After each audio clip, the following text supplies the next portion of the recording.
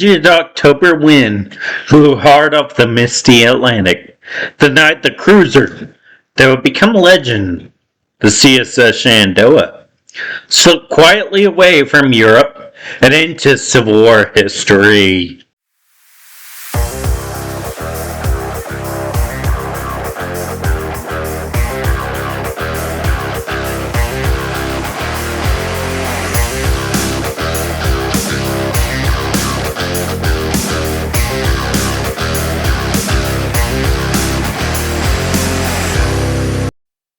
You see, she had originally been built as the British frigate, the Sea King, iron-framed and teal-planked.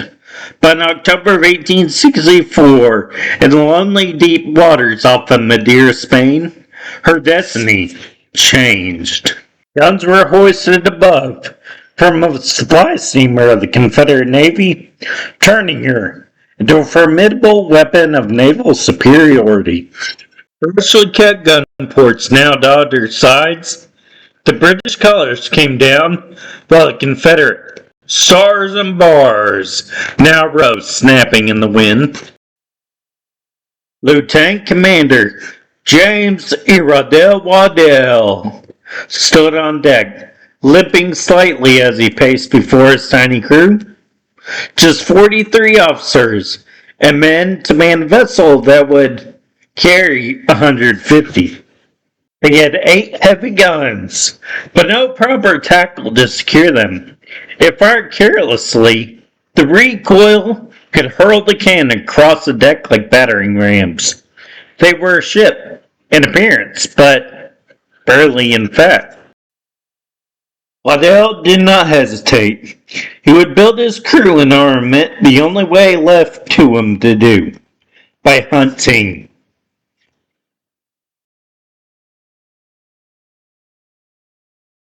On October 28th of 1864, smoke appeared on the horizon. The first vessel proved neutral and was released. 2 days later, fortune turned. The Union cargo ship, the Elena, steamed into view, heavy, with railway iron bound for Buenos Aires. Shenandoah closed in. A warning shot thundered. Boom! Boarding parties leapt across. The prize was taken without bloodshed, but what it carried meant survival. From the Elena came heavy tackle to secure the guns, provisions for weeks, and sail canvas.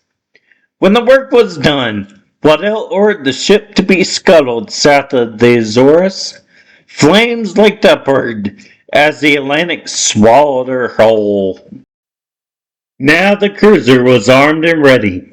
The next week, for all aboard but suit and fire, the schooner Charter Oak was burned in the mid-Atlantic. Then the barque Godfrey. The brig Susan scuttled, and the neutral Cape Prince was bonded. The barque Adelaide ransomed and sent off burdened with prisoners. Another schooner was put to the torch near the equator. Each encounter followed the exact same rhythm. Smoke sighted, sea pressed forward, a shot across the bow, grappling hooks, boarding parties, confiscation of arms and stores, then fire. Always fire. Masts collapsing in showers of sparks, tarred rigging, blazing like torches against the sky. The Atlantic learned to fear the black hole of the Shenandoah.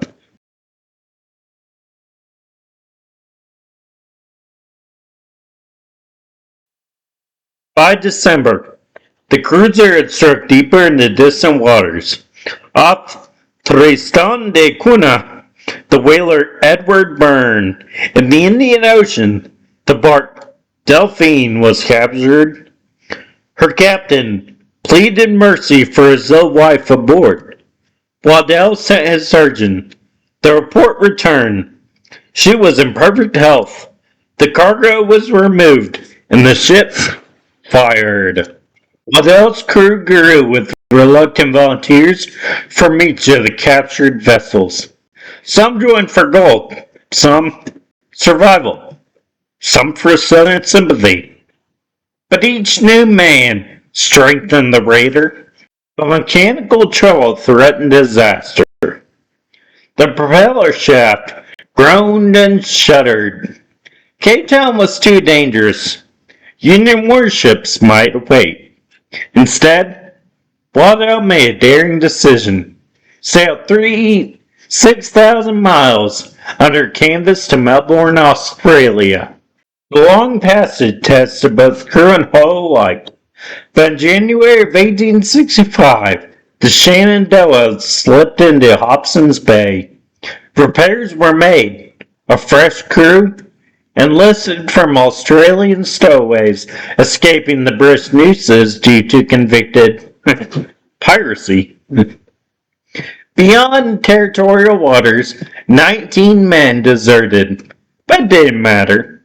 You see, the hunt would move to newer and richer waters.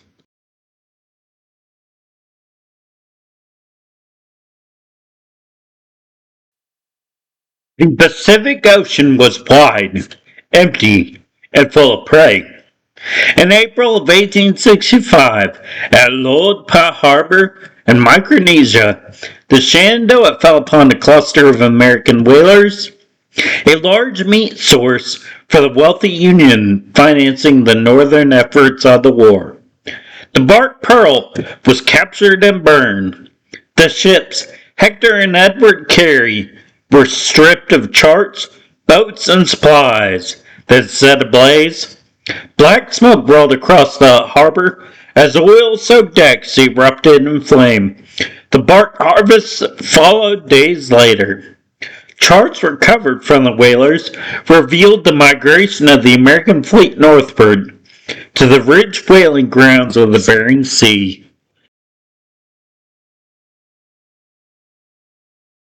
In the Arctic, ice fields drifted like floating fortresses. Cold fog clung to the rigging, but in June of 1865, the skies cleared and the lookouts cried out, "Sails!" Not one, but many. Shenandoah charged under false Russian colors. At 500 yards, her guns roared across the whaler's bow. Panic spread amongst the unsuspecting Yankee ships. Within hours, boarding parties swarmed vessel after vessel. To burn was the William Thompson, flames reflecting off of the ice floes. The Euphrates followed, then the Jira Swift, Sophia Thornton, and the Susan and Abigail. Smoke columns marked each kill. But let's not fail to mention here that not a single soul was lost due to the Shenandoah's guns. The ship and crew held the distinction of having a completely 0% casualty rate throughout its entire deployment. The next several days were even more devastating. The William C. Nye, the Catherine, the Nimrod, the Isabella Gypsy, one by one they all fell. Prisoners crowded Shenandoah's decks. Whaleboats, filled with captives, were towed behind like grim escorts. On her most furious day of the deployment, the raider destroyed her captured ships in rapid succession. The Brunswick, the Congress, the Covington, the Favorite, the Hillman, Isaac Howland, the Martha and the Nassau, and the Waverly. 2 vessels, James Marie and Nile, were bonded and set away loaded with hundreds of prisoners. In weeks, 20 whalers were erased from the sea, devastating the entire whaling industry in the region, and inadvertently causing the entire industry in the era to grind to an exact halt. The Bering Grounds, once a safe haven for a Union industry, were a graveyard of smoldering masts. But, whoopsies, unbeknownst to Waddell, months earlier in April of 1865, Robert E. Lee had surrendered at Appomattox Courthouse to Ulysses S. Grant.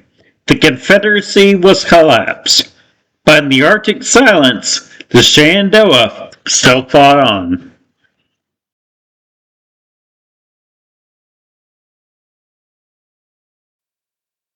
So on August 2nd of 1865, a British bark crossed their path, the Barracuda. From her captain came undeniable truth. Lee had surrendered. Confederate armies were disbanded. President Jefferson Davis had been captured. The war was over. For a long moment, silence ruled the Shenandoah's deck. Waddell gave the order. Guns struck below, powder secured, and no more destruction. You see, he knew the return to an American port, no matter if it was north or south, could mean piracy charges and the gallows for him and his crew. Instead, he chose audacity. They would sail to Liverpool, England.